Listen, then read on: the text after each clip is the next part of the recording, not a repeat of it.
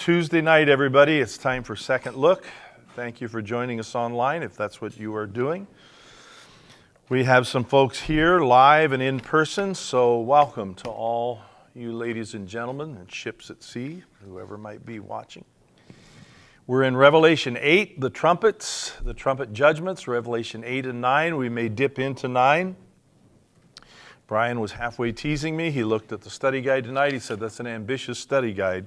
And so it is, but I will do my dead level best to get through most of it. If you are watching online, you don't have the benefit of the study guide, but if you are in the Alta Vista Assembly chat, or messenger chat, it is posted there. So if you want to retrieve it, if you're part of that august group, you can do that. So let's pick up exactly where we left off last week. We are in Revelation 8, and the way this study is working is we're not constructing a timeline of end-time events.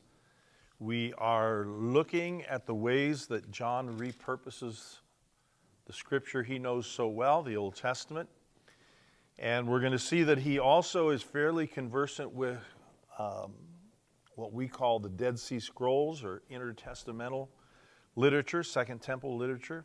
And he will dip into that himself tonight. Anyway, we're looking at the ways John repurposes. And we're talking about Revelation 8, 7th seal is broken, the scroll is open, it is a legal document. And now that it's open, things begin to really heat up and events begin to transpire. And we see these 7 trumpets are blown. Let's pick it up at verse number 8, the second and third trumpet, and we may get to the fourth. I hope we do. The second trumpet sounded, verse 8, and something like a great mountain, all right? It wasn't a great mountain, and you've got to pay attention to the metaphors and the figures of speech that are used, the allusions, and that's what John is throwing at us. All these bits and pieces. And if you begin to read them as literal, then you get crazy interpretations. And through the years, people have said, oh, here's the presence of a volcano. A mountain burning with fire was thrown into the sea, and a third of the sea became blood, and a third of the creatures which were in the sea and had life died. And a third of the ships were destroyed. So we've got this third language again, which we spent some time last week talking about that, running that down. That's all day of the Lord language. It's judgment language. It was used against Israel. It was used when Israel was in need of correction and judgment. And now it's being used on a worldwide scale. It was used in the plagues of Egypt language, and now it's used in this, which is mapping on top of the plagues of Egypt language. That's where you get a lot of things here that sounds an awful lot like a plague. There's a reason for that. So, a third, verse 10. And the third angel sounded, and a great star fell from heaven. We, in our study over the last 2 or 3 years, we have talked much about different images that are used to flesh out the whole idea of divine beings, who they are, and the hierarchy, and angels are among them, and seraphim are among them. You may remember we talked about the ways in the Old Testament divine beings can be conceptualized. There are phrases used for them that talk about their nature, that talk about their task, that talk about their job description. And we talked about stars pictured in the Old Testament as divine beings. Why would that be? Well, because ancient people noticed that stars are way up there. They're not down here. They're in the heavens, okay? So they're in some proximity, at least closer than us, to God, to heavens. So the idea that divine beings would be equated with stars is because of their distance and their proximity to heaven and their distance from the earth. They are different. But also because they had movement. Ancient peoples noticed that stars moved. We do the same thing. Constellations move. Not only throughout the night because the earth turns, but throughout the season. Orion can be over here, and then in the springtime, he's over here. And they noticed that.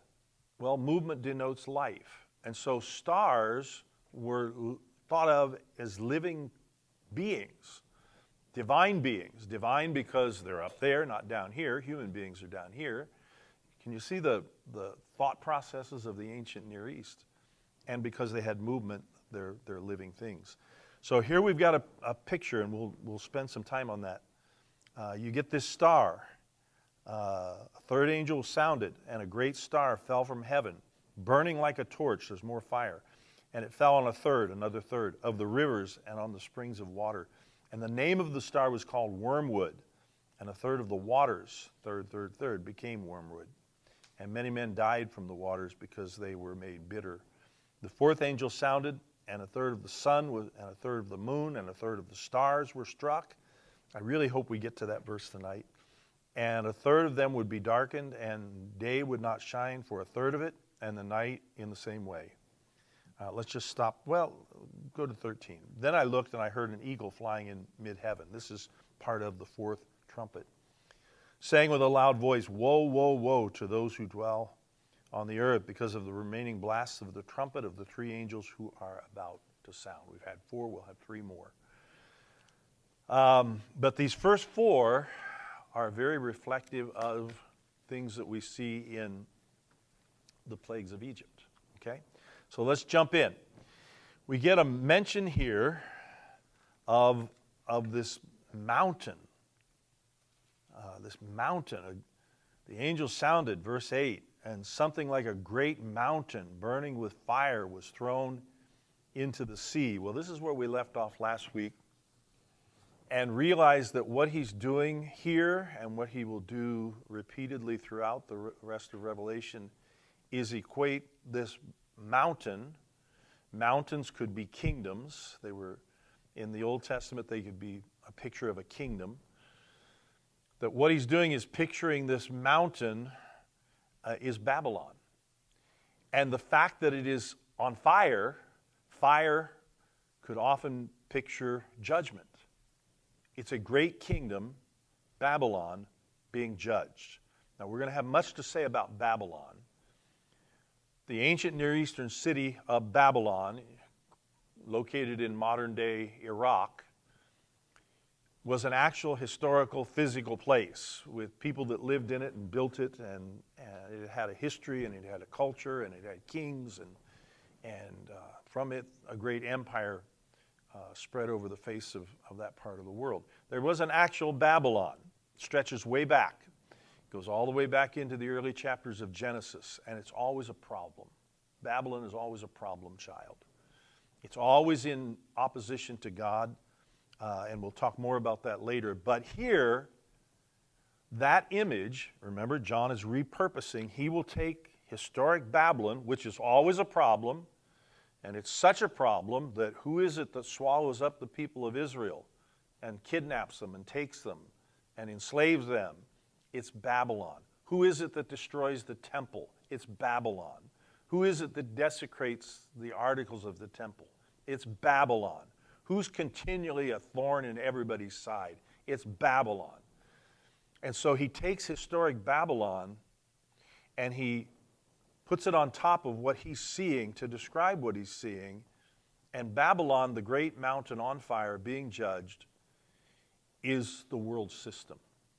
It's the way things are, which is a really big concept that probably includes almost everything that touches our life. Because the thing, as he will reveal things about Babylon as it goes on, is Babylon for us, even us as believers, people of God, historically, people of God today, it's really tough to escape Babylon. Babylon has worked its way into everything, up to and including AI, our cell phones, all kinds of stuff you could put in the category of Babylon. It's the way things are apart from God's plan. That's Babylon. So that's going to be kind of the front and center.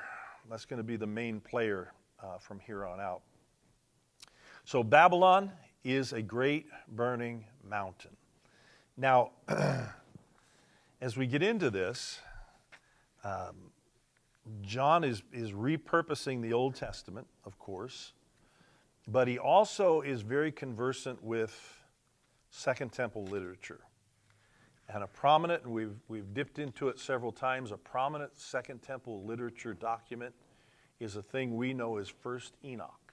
It's what's been found among the Dead Sea Scrolls. And it's not complete, wish it were. It was worse for the wear when they found it, and they're great, they call them lacunae. They're blank places where it was deteriorated or eaten by a bug or something, and so we're missing some of it. But what we've got is pretty fascinating stuff. And people like John would have been conversant with it in its entirety. And it's very probable that what John is doing when he's talking about this Babylon, and he's calling it a mountain of fire, I will make you a burned out mountain. That language is pretty clear. He's probably borrowing from a passage in Enoch, at least partly. Enoch 21, 1 Enoch 21, verse 3. And there I saw 7 of the stars of heaven bound and thrown in it together like great mountains and burning in fire. We're going to talk about these stars in a moment, and we'll see that the stars and the mountain go together, but he is very clear, Enoch here, in what he's recording, whatever his source is, but he's recording and he mentions the great mountain burning with fire and thrown. And so there are just some parallels here with what John is trying to explain to us as well. Take a look somebody look up Jeremiah 51, verse 25, and we'll take just a minute in Jeremiah.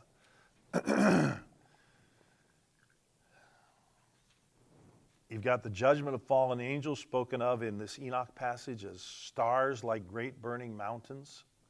Okay? That's language that's used of fallen supernatural beings. But take a look in Jeremiah 51:27. Somebody read that for us. Lift up a banner in the land. Blow the trumpet among the nations. Prepare the nations for battle against her. Summon against her these kingdoms: Ararat, Mini, Ashkenaz. Appoint a commander against her. Send up forces like a swarm of locusts. Man, there's just a whole bunch of stuff there that you can see he's hooking back into. But blow a trumpet among the nations. That's a signal in the Jeremiah passage.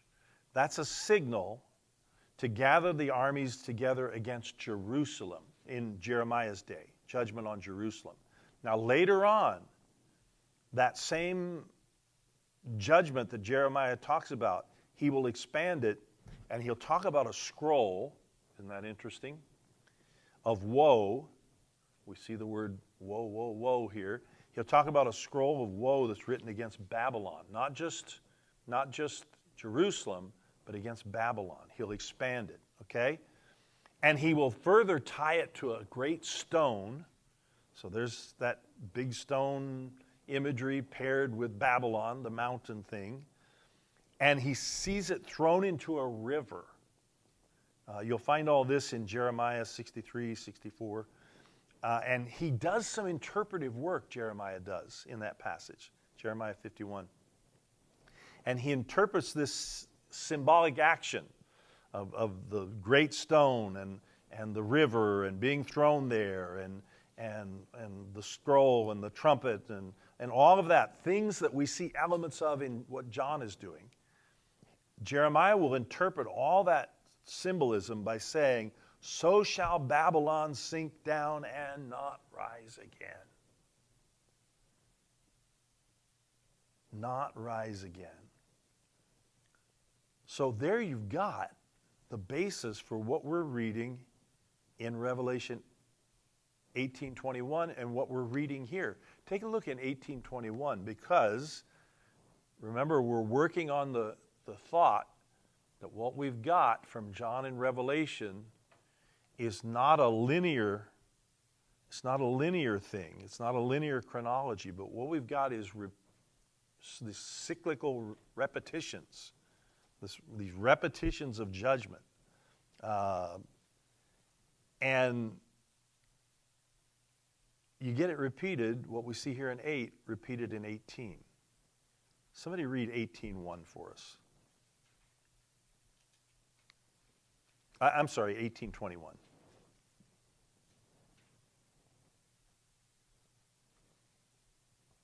Then a mighty angel picked up a boulder the size of a large millstone and threw it into the sea and said, "With such violence the great city of Babylon will be thrown down, never to be found again." You get it in 8, you get it in 18, this repetition, but it's hooking back to the things we're seeing in Jeremiah, the things that he was seeing in 1st Enoch. And the picture, back to our Revelation 8:8, it didn't originate with the idea, I've seen a literal volcanic eruption here or some other natural phenomenon, an asteroid or so. It's a figure of speech. What is he saying? Well, he's saying what Jeremiah was saying, that Babylon will be destroyed. The system, the thing, what some Christian writers today are talking about as the machine. It's the thing that's very hard for us to escape from, but it's very anti-God. Okay? It will be destroyed. As Jeremiah says, so shall Babylon sink down and not rise again. That's what this flaming mountain cast into the sea. It's a figure of speech. Now you get a mention here of destruction of ships, and it kind of anticipates again what's going to happen in chapter 18, 11 through 19. We won't read the whole thing, but it's interesting that it shows up again. I'm just showing you what 18 says that's very similar, if not exactly what 8 says, because again, you see the cycles of repetition, right, in here. And if there are cycles of repetition, that works against the linear idea that this happens, then this happens, then this happens, then this happens. And what we've got in Revelation is not so much a chart of the end times, but it's the way things are going to be. That there will be a final reckoning, okay? But you got this destruction of ships here that kind of anticipate what's going to happen in 18. So there you've got it. There's a mention of the sea. A lot of times the mention of the sea, and ships and all that, the sea is talking about the unbelieving people or unbelieving divine beings. Can be pictured as a sea. You get that a lot in the Psalms. You get it in other places. But just like the destruction of the ship here kind of anticipates what's going to happen and be repeated, just like the mountain stuff is repeated in chapter 18, ships destroyed. And there the seafarers mourn, we're told in 18, because they realize that, well, Babylon's destroyed. Now, what are we going to do? We're destroyed too. We're not going to survive this thing. So you get all this balled up together. The sea, unbelieving people. So you've got the judgment of the great city, the great mountain, Babylon the Great. It results in famine, which affects parts of the entire world. Here the sea is the entire world, the unbelieving world. It's figurative for that. Take a look in chapter 17, verse 1, verse 15. And we'll see where it's kind of nailed down for us what this sea is, who this sea is. What's 17:1 say? One of the 7 angels who had the 7 bowls came and said to me, "Come, I will show you the punishment of the great prostitute who sits by many waters." The great prostitute, Babylon again, the system that's hard to escape, that's enticed, that's tried its best to pull people away. Let's set itself up as an alternative to God's plan. Pictured as a great prostitute next to the great sea. Take a look, even more explicit is verse 15, same chapter. What's it say? Then the angel said to me, the waters you saw where the prostitute sits are peoples, multitudes, nations, and languages. There you go. See, I didn't make it up. So the sea is multitudes, people, languages, nations, okay? That's who that is. It's the sea is the unbelieving people. So the great mountain, the kingdom that's being judged, fire, is thrown into the sea, all right? Unbelieving peoples is what we've got here. When we go back to that Jeremiah 51, it's probably not a coincidence that Jeremiah is talking about Babylon's demise with this picture of a sea that has come up on Babylon and she has covered it, it says in Jeremiah 28.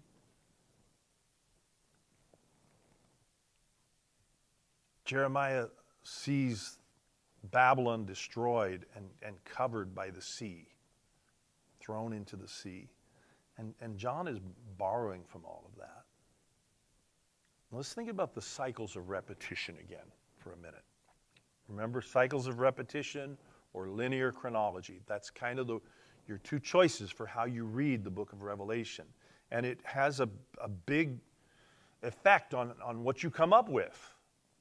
If you read it as a linear chronology, in other words, chapter 8 follows chapter 7, follows chapter 6, and it's this, then this, then this, then that's going to affect the way you read the book, right? If you see it as a series of cycles of saying essentially the same thing, repetition, well, that's going to affect the way you read the book. So let's think about that for just a little bit. Go back to the language in our chapter, Revelation 8. You're going to see it, as I said, repeated in 18, some in 17. We just looked at 17. And if you trace that back to the Old Testament, all these references, it leads to one destination, and that's Babylon. It's all pointing to Babylon. And that's about the destruction of a world system. It's not that city in the ancient Near East. It's something much bigger. It's something that is hostile to God. And by extension, Babylon is hostile to all of God's people of all time. You see? It's, as some people are calling it, the machine that's out there. So the focus here from throughout most of the rest of Revelation is going to be on Babylon, the destruction of Babylon. All right? Babylon is always in opposition. It's always drawing people away from God. Various ways it will do that. Various ways, different times in history, it will do that. But it's always doing the same thing. It's always in opposition. It's always pulling people away from God. It's always demonically inspired. You can go back all the way to Genesis 11. It's demonically inspired. It always involves rival gods. Remember? Psalm 82, Deuteronomy 32. It always involves those rivals that are jockeying for position that we've talked much about. It's that project, and they have a project to replace God's design. You see? That's Babylon. It's inspired by failed spirit beings, Elohim that abuse their power and have now lost their authority, but for a time they exercise great authority. These spirit beings, these Elohim, whose desire is to destroy human beings, divine beings that want to destroy human beings and want to destroy what God is doing with human beings. So Babylon is just a code word for everything that's hostile to God and everything that's hostile to his people. That's what the trumpet judgments are about. bringing Babylon down. Okay? So when we see this flaming mountain, don't think asteroid or volcano or something like that. When you see wormwood, don't think about, some extraterrestrial that's going to come in and poison the water source. And all those ideas are floating out there on the internet, as I'm sure you can imagine. Those are some common things out there. But it doesn't refer to eruptions of volcanoes in the first century or any century, or that we're going to get hit with an asteroid later on. None of that. The imagery here in this chapter, and then it's going to be repeated, like in chapter 18, it's meant to go back to Babylon. It's all Babylon. So just kind of get that in your thinking now. They're judgments against people who've been persecuting God's people, and that was Babylon. That historically was Babylon.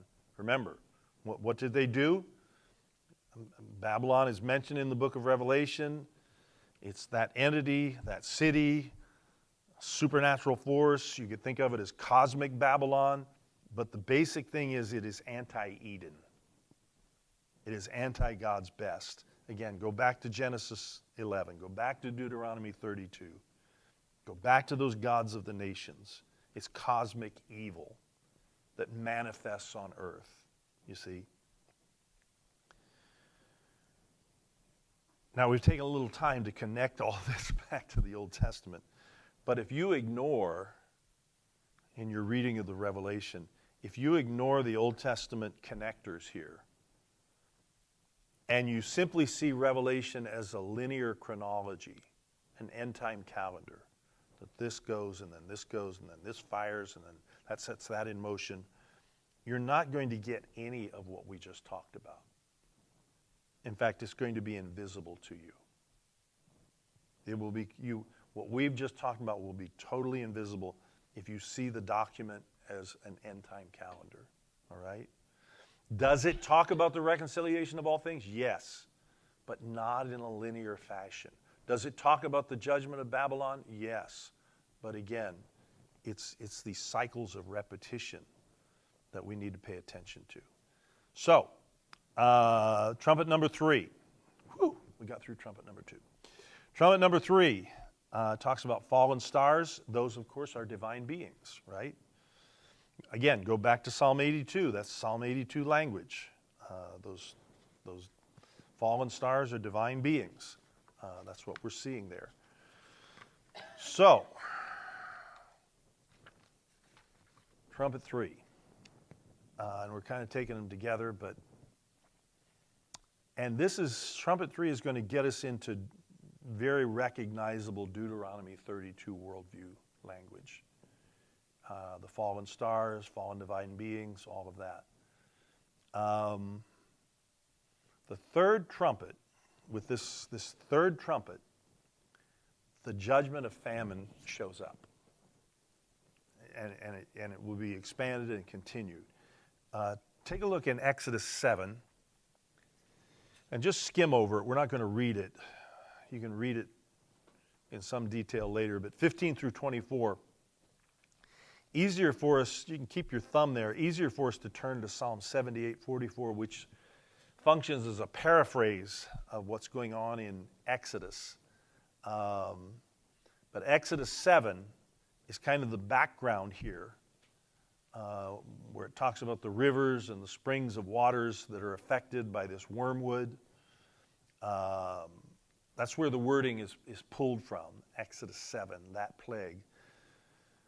But it's talked about in paraphrase form in 78:44 of Psalms. Somebody read that for us.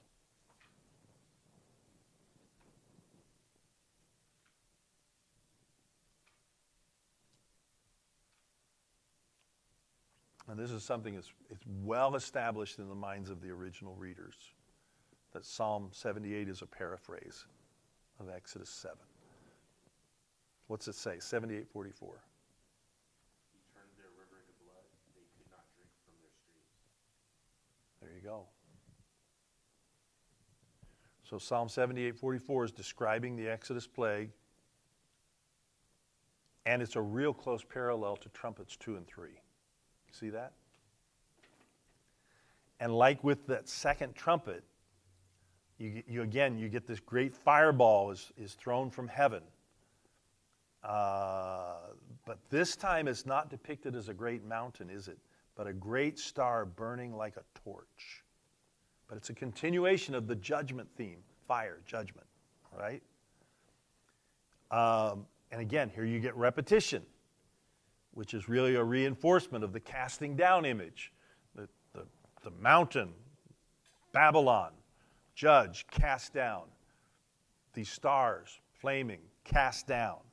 So it's a continuation of that judgment image, okay? That started with the great mountain.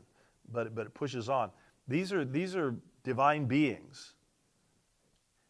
And it seems that these particular divine beings, angels, stars, they represent people, earthly people. Divine beings are representing human beings. So the divine beings are seen here as representatives of sinful people. Take a look in Isaiah 24:21. And while you're turning there, let me remind you of a term, midrash. We've talked about it before. It's a Hebrew term. It's what people did when they studied the text and they would expound on it. They would riff on it. They would try and connect dots, which is kind of what we're doing. We're kind of midrashing here. They would hash it out. They would chew it up. They would consider it. They would argue over it to try and get to some understanding of it. And when the rabbis are doing midrash on this passage, and they do, when they're doing midrash on this Isaiah passage, we're going to see some of the things that they come up with. And they connect it all with the plague as well, the plague on the waters. Take a look in Isaiah 24:21. What's it say? You got it, Elaine? Go ahead. So it will happen in that day that the Lord will punish the host of heaven on high and the kings of the earth on earth. Okay, read it again. Listen real careful. So it will happen in that day that the Lord will punish the host of heaven on high and the kings of the earth on earth. Okay, remember the pairing, heaven, earth. As in heaven, so on earth. And that's what you get here with judgment in heaven, judgment on earth. The beings, the hosts, the armies in heaven, in the heavens, will be judged, but so will the people on the earth that are their extension. You see? Babylon is not only an earthly concept, it's a spiritual concept. It's something that these ugly divine beings are very much involved in. And the heavenly representation will be judged, and so will the earthly. That's what Isaiah is talking about here. And when the rabbis look at this and they do their midrash on this passage, they're saying, oh, these are the gods of the nations. This is Deuteronomy 32, where the sons of God, the hosts of heaven, the B'nai Elohim, they are apportioned the nations. The nations are allotted to them, but they abuse their power. And Yahweh says, well, okay, knock yourself out, nations. There's your gods. But Jacob will be my inheritance. And that's why we get the narrative that we get in the Old Testament, that through his inheritance, he will reclaim all the nations, you see. That's why we have a Jewish Messiah. But when the rabbinic Jewish guys looked at this, when they see this, they say plague. This is plague language. Plague on the waters, just like in Egypt. And it's a judgment this time on heavenly beings. And that's what Revelation is doing, you see. Think of the case of the judgment of the waters of the Nile. Well, the Nile was a deity. Those waters were a god. So you get the plague on the waters. You get these back in Egypt, back in Exodus and Egypt. And then you get these Second Temple rabbis saying same thing. And that's what John is pulling from. He's pulling from those thoughts. And one of the things that's being communicated here is that these angelic beings, these fallen divine beings, are the legal agents that represent these sinful people. And both the divine beings and the human beings will be affected, in this case by the wormwood, the poison. Okay? Which is exactly what you saw in the passage you read in Isaiah. So see how what John is doing here? Again, it's a laborious process for us. But they would have said, aha, aha, aha. I get what you're doing here. I get what you're trying to get us to see. Now you go back to Isaiah 24, which we've been working a little bit out of, but it describes a judgment not only of earthly armies, but of supernatural beings, which kind of matches up with these punished nations that we're seeing in our Revelation 8, right? The nations are being punished. Why? For the same reason ancient Babylon was punished, because of the way they treated God's people. Okay? Same thing. So you're getting this parallel here. Again, back to the rabbis and their midrash work. And they look at the Exodus passages and they say, yep. They see judgment on the Egyptians, but they also see judgment on the Egyptians' guardian angel. What are we seeing in Revelation 8? The star. The star is judged as well as the nations, as well as the people. You see that? Again, the waters, the people. So it's all kind of tracking together. You get this rabbinic language here in Revelation 8. You get these patron angels, these guardian angels that are associated with the nations. And we're meant to catch all that. We're meant to see all that. One more, when the old rabbis look at places like Exodus 23:15 that talks about the plagues. They notice that it's both the Egyptians and their gods that are judged when we come to the Red Sea event. Again, the guardian angel. And that is supported by something you see in 1 Enoch again. In 1 Enoch 18:13, it says, there I saw 7 stars like great burning mountains. Mountain, kingdom, burning, judgment. And it says, I saw 7 stars, divine beings. And they're judged the same way. So it's the language we're getting in Revelation 8, you see. This is all very supernatural language here.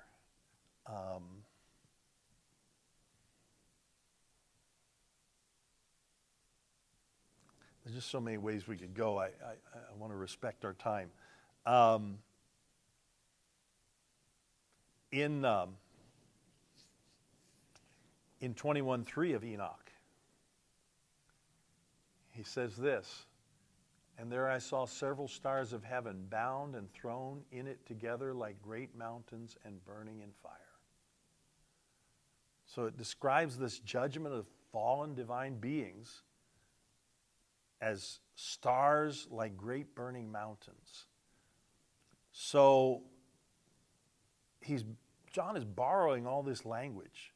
He's borrowing the same image to portray the punishment of sinful divine beings and sinful people, you see. It's all in John's mind, and it's all in the minds of his readers. So the association with punishing fallen angels, with punishing fallen people, he's putting the two together, John is.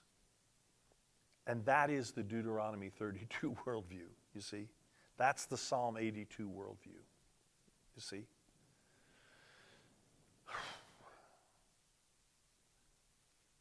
Revelation 8:10.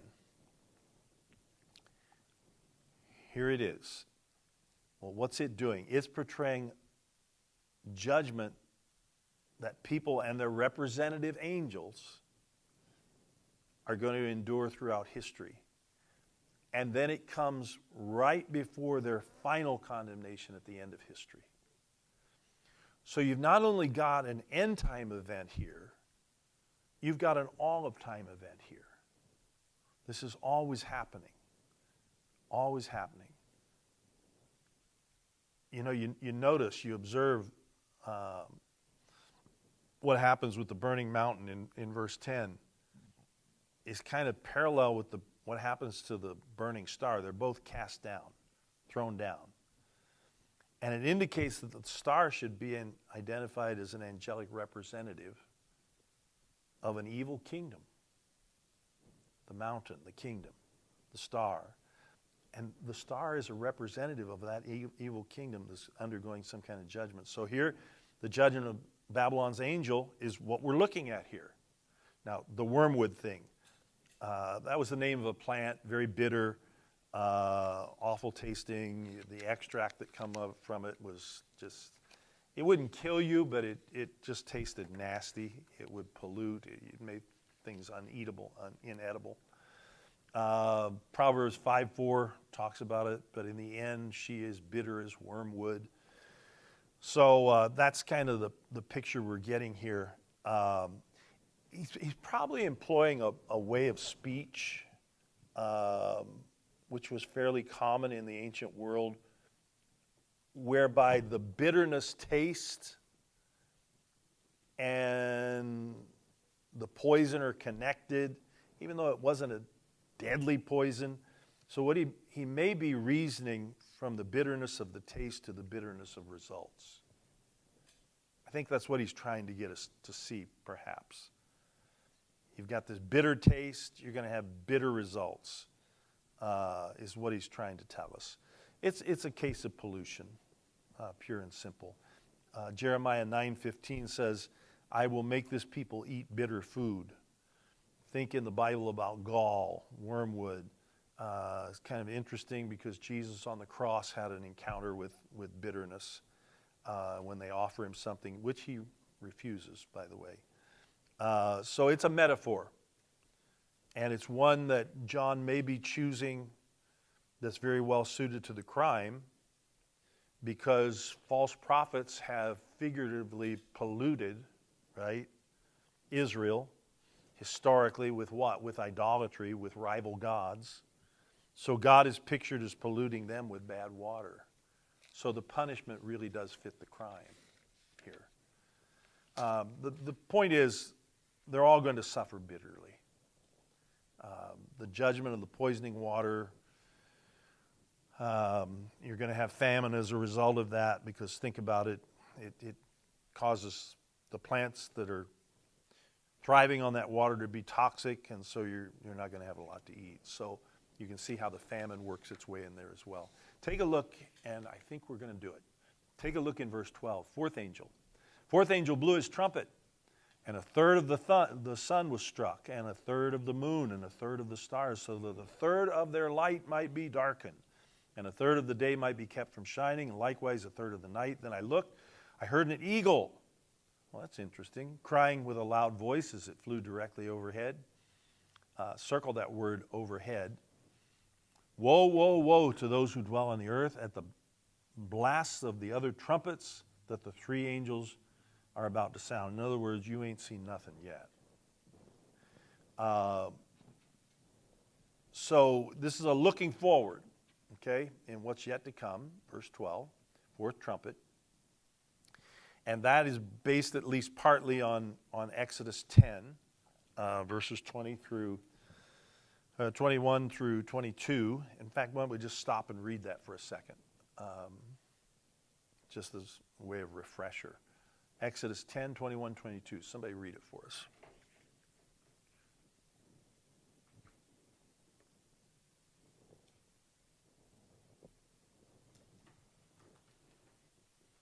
And I think it's going to begin to kind of gel for you here. Then the Lord said to Moses, stretch out your hand toward the sky so that Moses stretched out his hand toward the sky, and total darkness covered all of Egypt for 3 days. Darkness that can be felt. That's thick darkness, right? That is thick darkness. So we're looking forward to what's coming. And what we've read in 12 and 13, it seems to be an illusion that's based on this plague, the darkness in Egypt, over all of Egypt. Again, what was Egypt? Egypt was the persecutor of God's people. Now, this particular one lasted 3 days. There's your 3 thing again. And in those plagues, the plagues were directed against whom? The Egyptian gods, right? Egypt was the persecutor of God's people, and the plagues were against the gods of Egypt. They were tailor-made to combat and overcome the gods of Egypt, and none of them is more conspicuous than this particular one, the blotting out of the sun. In the hierarchy of things you could do to upset Egypt and Egypt's gods, this was number 1. Because the main god was Ra, the sun god. And his incarnation on earth is the Pharaoh. So this one was a big one, all right? This whole solar theology thing was very important to Egypt, all right? Put simply, when it got dark in Egypt, they would have freaked out. Their minds would have been blown. Our God has disappeared. The main one. And the earthly representative is powerless. I mean, this would have shaken them to the core. All right? So he's hearkening back to that, John is, when he talks about this 4th angel and the darkness and all of that. A time that Egypt would have been totally freaked out of their gourd. So you've got this plague of darkness, symbolic significance there.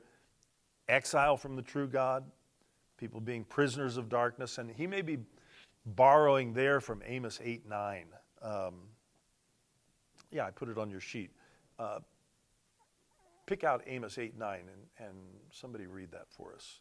Because John may have been thinking about this, the minor prophet Amos. In that day declares the sovereign Lord, I will make the sun go down at noon and darken the earth in broad daylight. Amos was certainly thinking about the Exodus plague. But this 4th trumpet language may be going back even farther than that. It may be going back to the creation. Before the creation of sun, moon, and stars. Which, anybody happen to know, occurred on what day? 4, and here we are at the 4th trumpet. There may be a connection there, intentionally on John's part. But this 4th trumpet language may go back to the creation account. And maybe it's not a coincidence that on the 4th creative day, it says God created the sun and the moon and the stars, Genesis 1. So when you get this cosmic destruction that John is seeing, that occurs here, like it occurred in Egypt with the plague, it can be understood against the background of that creation account, very probably. So what's he getting at here? He's saying there's going to be a reversion to pre-creation. To pre-day 4 of creation, and there's going to be chaos. You're going to get that pre-creation chaos again, where everything is chaotic, formless and void. Everything is messed up. That's what this darkness thing is meant to convey. Just like darkness over Egypt would have messed everything up. It would have messed everything up. Their thinking, their theology, their lives, their sense of security, who the Pharaoh is, how they should relate to him. It messed up everything. So you get this darkness. Now, the overhead terminology. Did you see that? And then I looked and I heard an eagle crying with a loud voice as it flew directly overhead. The positioning here seems to be deliberate. He could have said, I saw a flying eagle, I saw an eagle flying, look, a bird, but he says directly overhead. So let's just take a look at that for a minute. And there is a specific Greek word here, and it means heaven, but it's been compounded with another word that means middle of or midst. So mid-heaven. So the term means the thing was flying mid-heaven, directly overhead. Now think about that image. The sun would be right in the middle of the sky over your head. The sun is mid-heaven. Well, you're saying, well, who cares about this eagle and all that? But very interesting, something interesting. The noun, mid-heaven, it shows up 3 times. Here, Revelation 14:6, Revelation 19:17. We won't go back there. But those are the 3 mentions. And the term has also been found on an amulet, a Jewish amulet from that period that's been found, that has a depiction of the sun and the moon and 2 stars. And on the opposite side is the phrase, one God in the heavens, who exerts and pre-exists, who is greater than all, who dominates all the beings in mid-heaven. Sun is in mid-heaven. Okay? Kind of interesting here. People in those days and even earlier days, the eagle was regarded as a messenger of Zeus. Okay? So what is being said here? Well, Zeus's most high status is being usurped. Is being usurped here.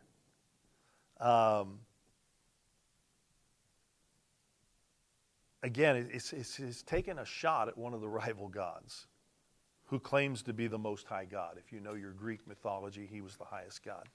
So it's taking a shot at that. It's just kind of interesting the way all this comes together.